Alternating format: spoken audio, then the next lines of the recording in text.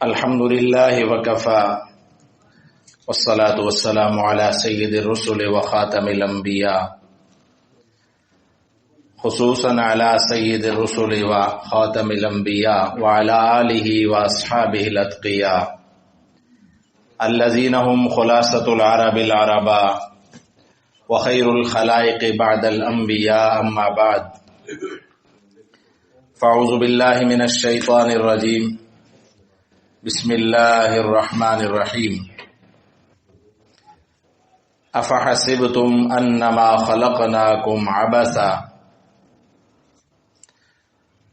وقال النبی صلی اللہ علیہ وسلم کلکم راع وکلکم مسئول عن رعیتہ او کما قال علیہ الصلاة والسلام صدق اللہ العظیم وبلغنا رسوله النبی الامی الکریم ونحن على ذلك من الشاہدین والشاکرین والحمد للہ رب العالمین. درود شریف پڑھیں. اللہم صل علی سیدنا ومولانا محمد وعلى آل سیدنا ومولانا محمد وبارک وسلم وصلی علیہ. معزز سامعین، ہمارے آج کے خطبہ کا عنوان ہے احساس ذمہ داری اسلامی تعلیمات کی روشنی میں. اسی عنوان سے متعلق چند معروضات آپ حضرات کی خدمت میں پیش کرنی ہے. دعا ہے کہ اللہ تعالی مجھے حق اور سچ کہنے کی اور ہم سب کو اس کے مطابق عمل پیرا ہونے کی توفیق عطا فرمائے.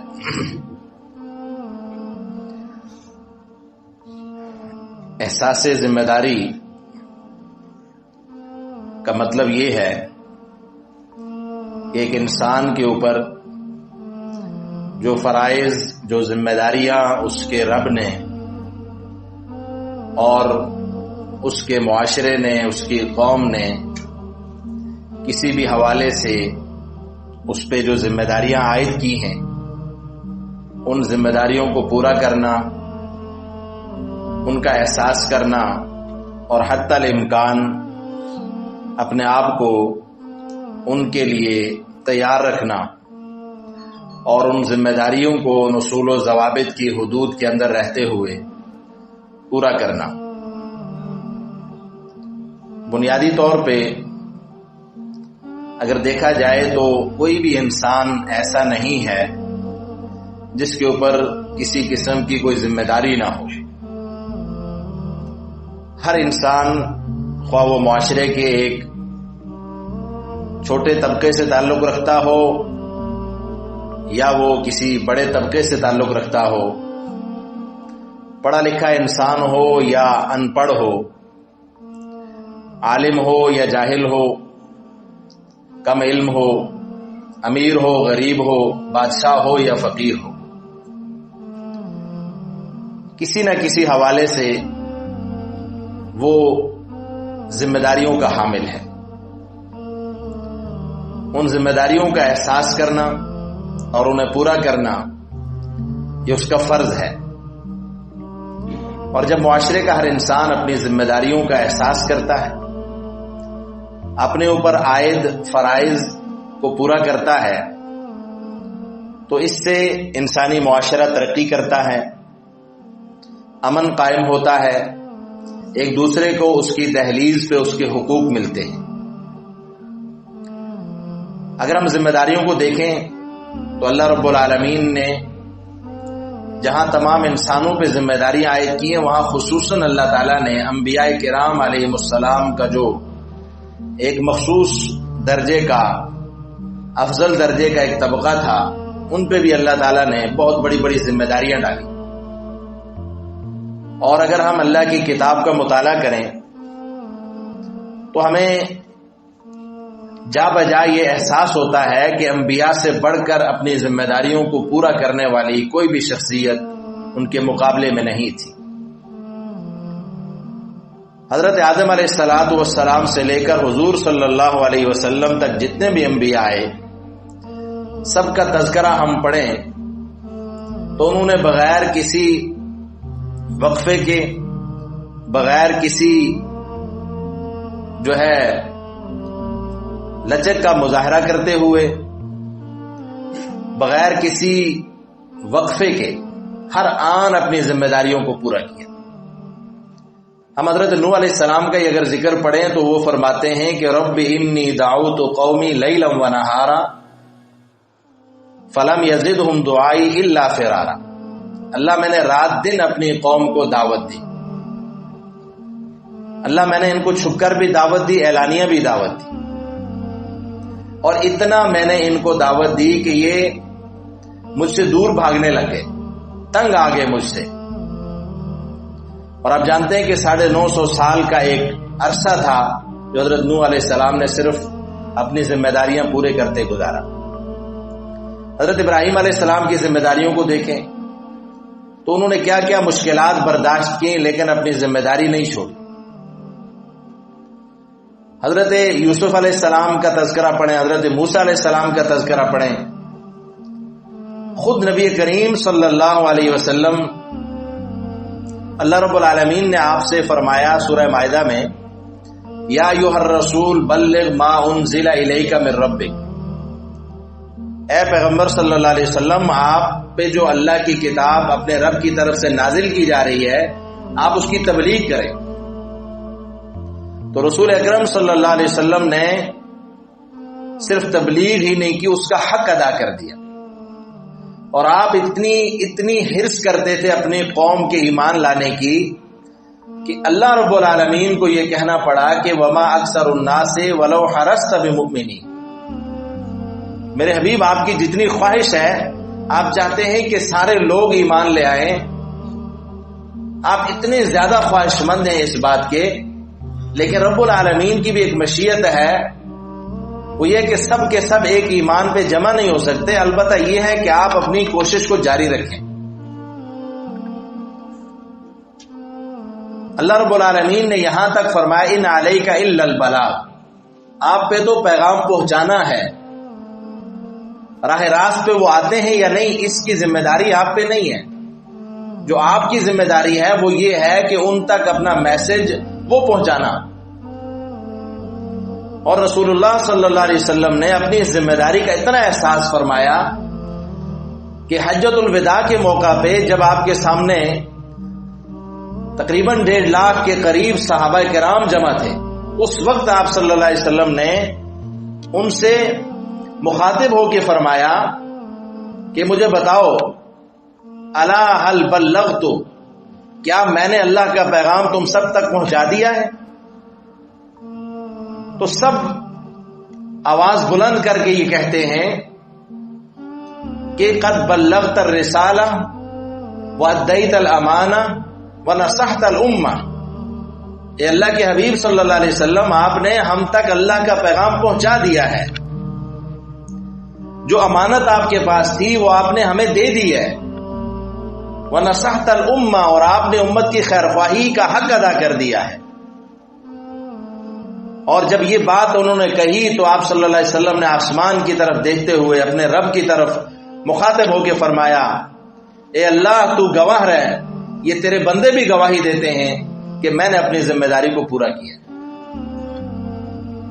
اللہم اشہد، اللہم اشہد، اللہم اشہد، اے اللہ تو بھی گواہ رہ، یہ تیرے بندے بھی اس بات کے گواہ ہیں کہ میں نے اپنی ذمہ داری پوری کر دی۔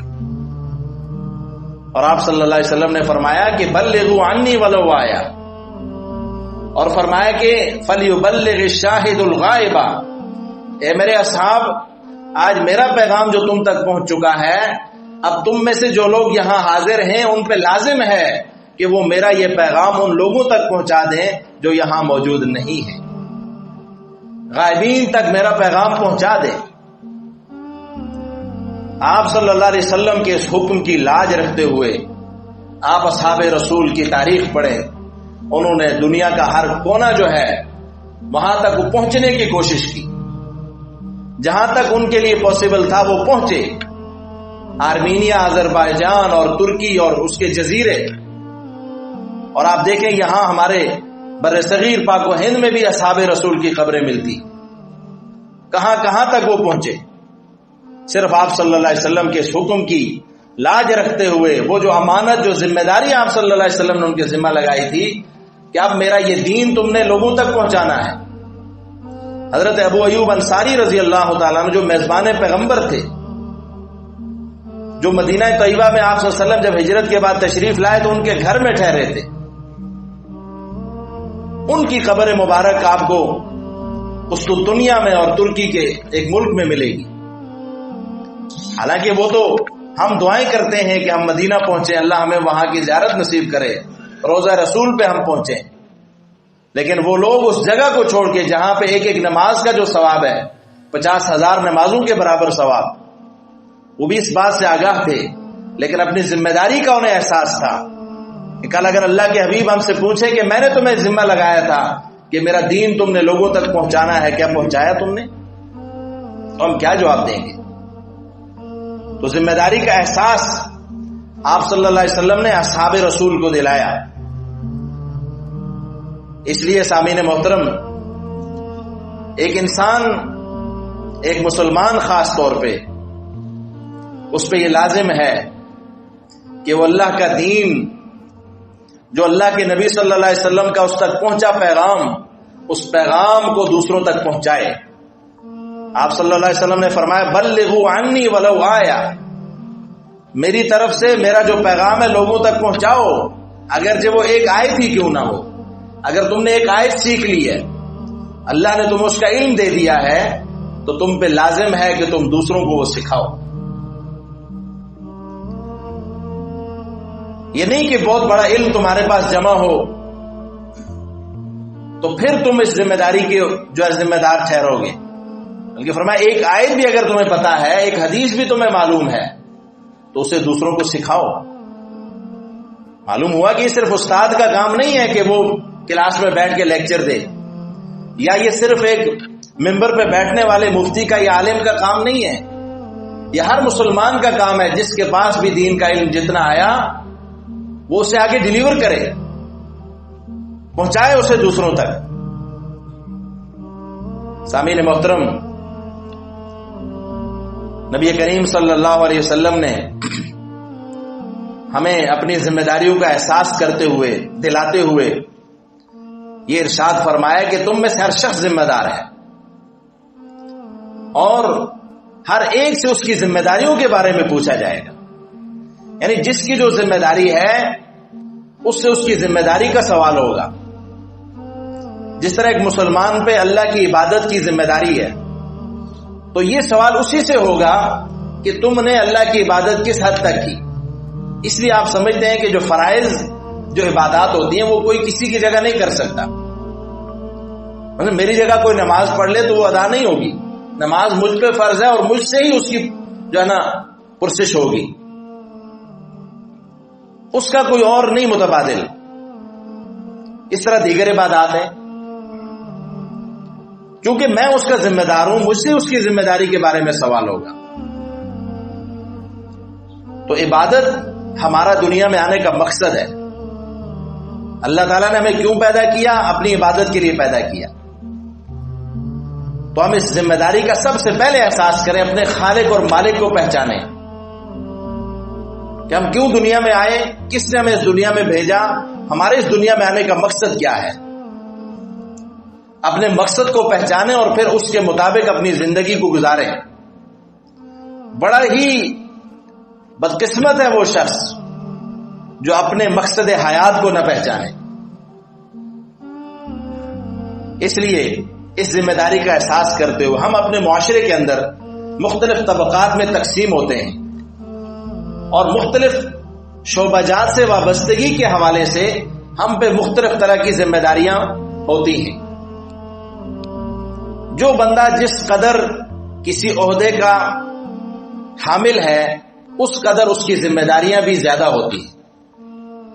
فرض کریں اگر کوئی شخص اللہ تعالیٰ نے اسے کسی درجے میں اقتدار دیا ہے، وہ حاکم ٹھہرا ہے، کسی علاقے کا، کسی قوم کا سربراہ ہے، تو اس پر اس حساب سے اس کی ذمہ داری ہے.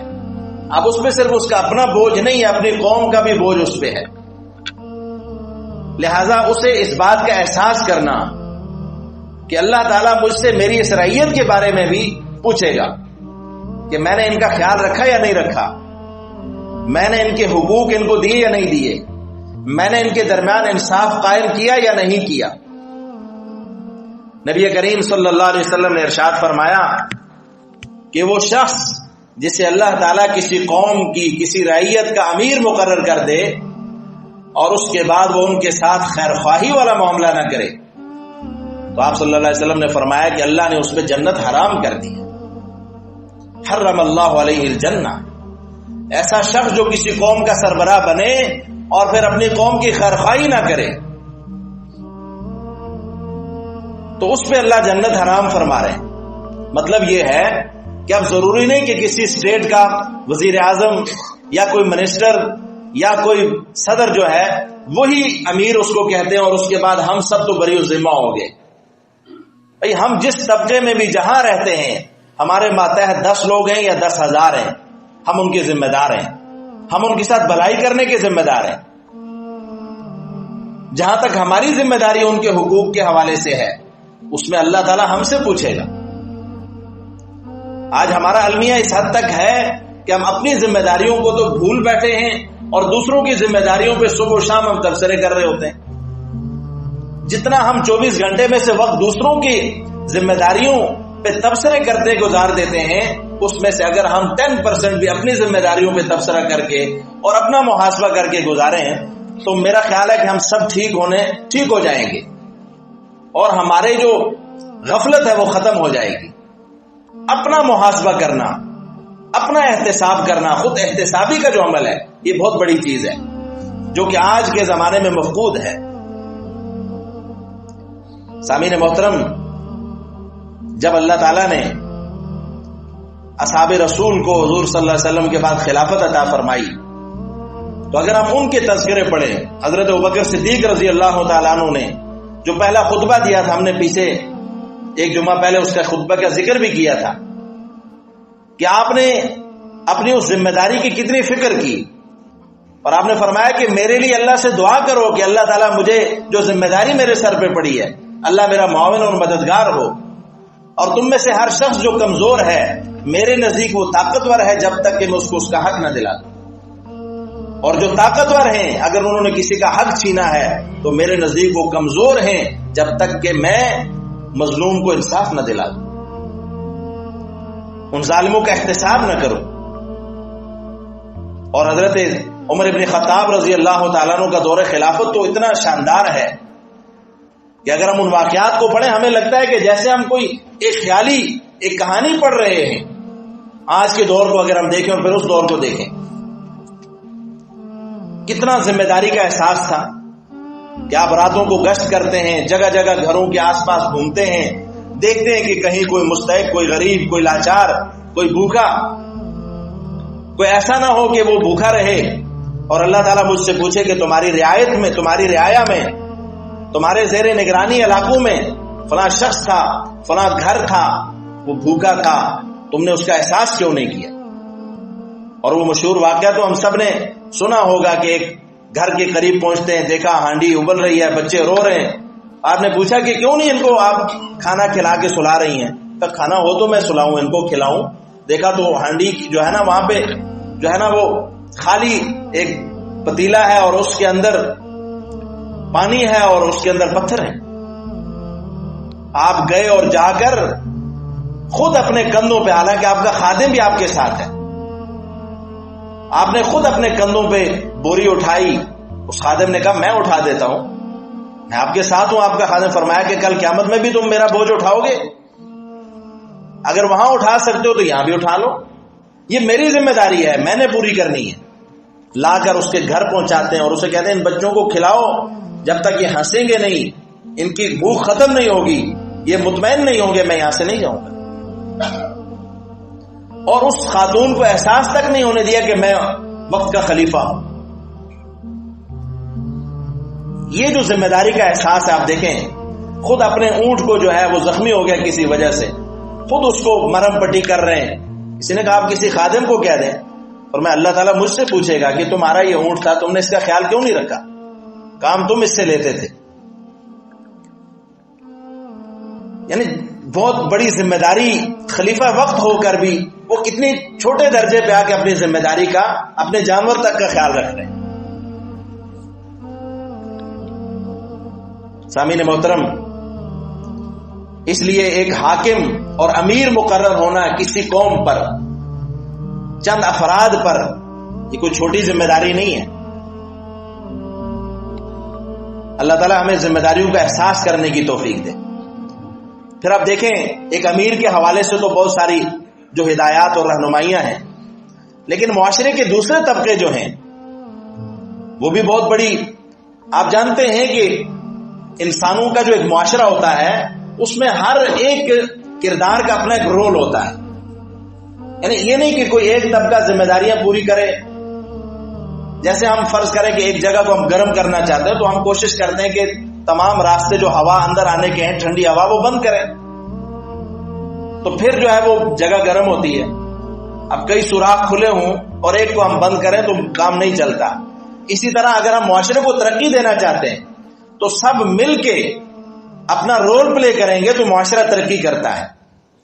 اب اس میں ڈاکٹرز ہوں ان کی اپنی ذمہ داریاں، انجینئرز ہوں ان کی اپنی ذمہ داریاں، پروفیسرز ہوں ان کی اپنی ذمہ داریاں، وکلاء ہوں ان کی اپنی ذمہ داریاں، علماء اور مفتی حضرات جو ہیں ان کی اپنی ذمہ داریاں، اور سیاستدانوں کی اپنی ذمہ داریاں، دفاعی لوگوں کی اپنی ذمہ داریاں. یہ سب مل کے جب اپنی ذمہ داریاں پوری کرتے ہیں تو پھر قوم ترقی کرتی ہے. ایک استاد اپنی ذمہ داریوں سے آگاہ ہو کہ اللہ تعالیٰ نے اس کے ذمہ کتنی بڑی ذمہ داری لگائی کہ قوم کے بچے اس کے سامنے لا کر بٹھا دیے اور اسے ان کا استاد مقرر کر دیا.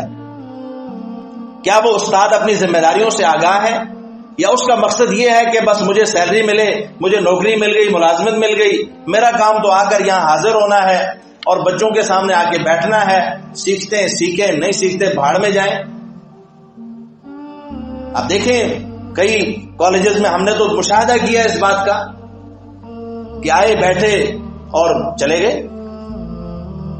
تو اگر یہ صورتحال ہوگی، ایک استاد اپنی ذمہ داریوں سے آگاہ نہیں ہوگا، وہ بچوں کو اپنے بچے نہیں سمجھے گا، ان کی تربیت نہیں کرے گا، انہیں معاشرے کی تقاضے نہیں بتائے گا، انہیں قومی حالات سے آگاہی نہیں دے گا، انہیں ترقی کے راز نہیں بتائے گا، ان کی صلاحیتوں کو اجاگر نہیں کرے گا، ان کی سائیکی کو نہیں سمجھے گا، تو پھر کیسے جو ہے وہ بچے ترقی کریں گے؟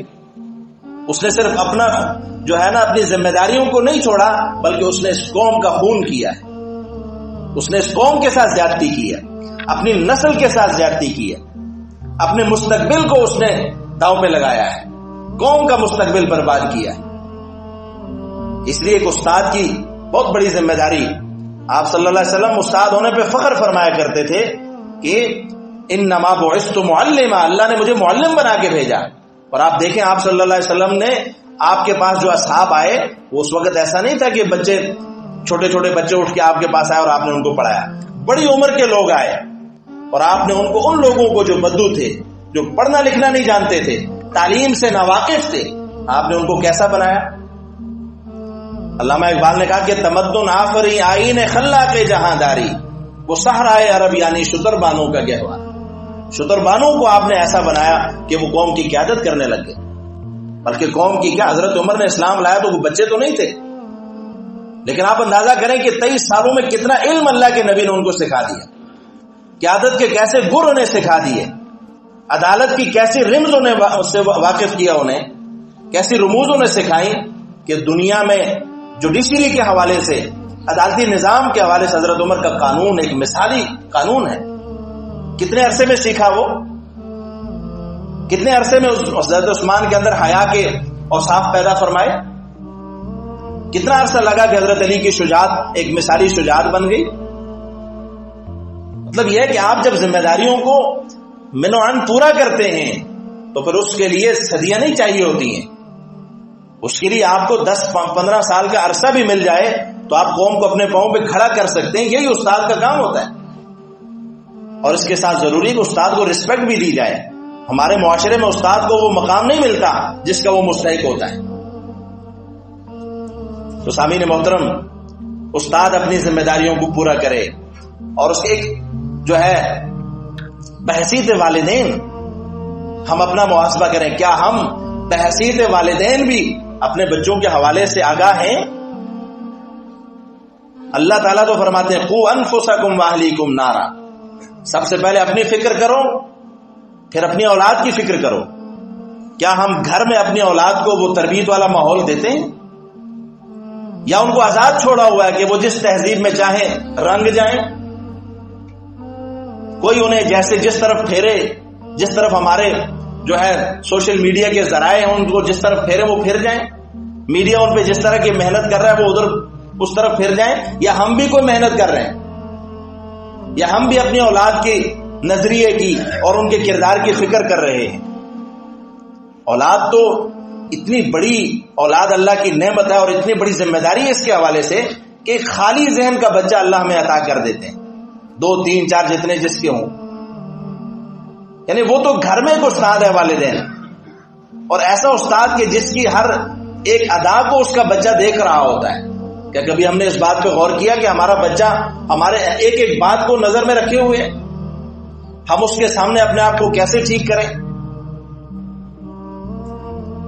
اس لیے بحیثیت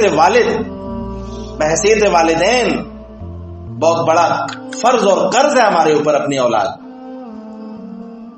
اگر ہم نے ان کی صحیح تربیت کی تو انشاءاللہ ہم دنیا میں بھی سکھی رہیں گے، آخرت میں بھی سکھی رہیں گے.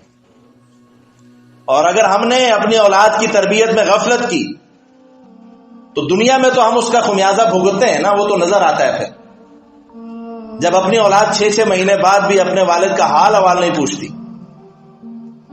کہ آپ کیسے ہیں، اتنا بھی اس کے پاس ٹائم نہیں ہوتا. یہ اس لیے ہوتا ہے کہ ہم نے خود ان کو آزاد چھوڑا ہوتا ہے. ہم کہتے ہیں گزارے اپنی لائف جی، انجوائے کریں. جب وہ انجوائے کرنے چلے جاتے ہیں تو پھر آپ کو کیسے پوچھیں گے؟ اس لیے خدا را اپنی اولادوں کو بچپن سے ہی ان کی ایسی تربیت کریں کہ وہ آپ کی قدر کریں، وہ آپ کو تنہا نہ چھوڑیں، وہ آپ کو دوسروں کے رحم و کرم پہ نہ چھوڑیں. تو فرمایا کہ والدین کے حوالے سے اپنی اولاد کی ذمہ داریوں کو پورا کرنا. اس کے ساتھ ساتھ ہم ایک قوم میں رہتے ہیں، ایک ملک میں رہتے ہیں. ہماری ملکی ذمہ داریاں ہمارے اوپر کیا ہیں، ہم ان کا احساس کریں. ہم ایک ایسا شہری بنے جو اپنی قوم کے لیے فخر کا باعث ہو، ندامت کا اور پشیمانی کا باعث نہ بنے. ہم دنیا میں جائیں تو اپنی قوم کی اور اپنے ملک کی نمائندگی کرتے ہوئے جائیں. ہم دنیا کو بتائیں کہ ہم ایک نیشن سے تعلق رکھتے ہیں، ہم نے آزادی کے بعد اتنی ترقی کی ہے، ہماری پہچان ہے، ہمارا کردار.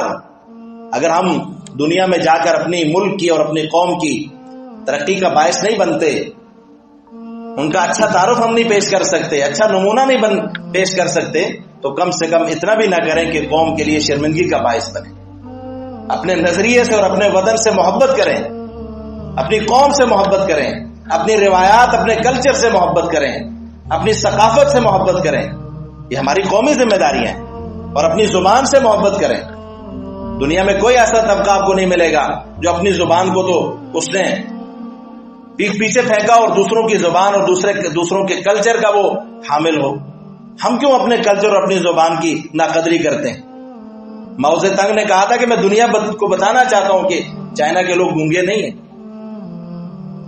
تو بہت ساری ذمہ داریاں ہمارے اوپر، اپنی ذمہ داریوں کا احساس کریں تاکہ اللہ تعالی ہمیں اس دنیا میں بھی عزت اور کامیابی سے نوازے، اور آخرت میں بھی ہم جو ہے جب ذمہ داریوں کو پورا کر کے جاتے ہیں تو اللہ تعالیٰ نے بھی یہی فرمایا کہ جو لوگ اپنی ذمہ داریوں کو پورا کر کے آتے ہیں ان الذین آمنوا وعملوا الصالحات کانت لهم جنات الفردوس نزلا، ان کی جنت الفردوس میں میزبانی ہوگی.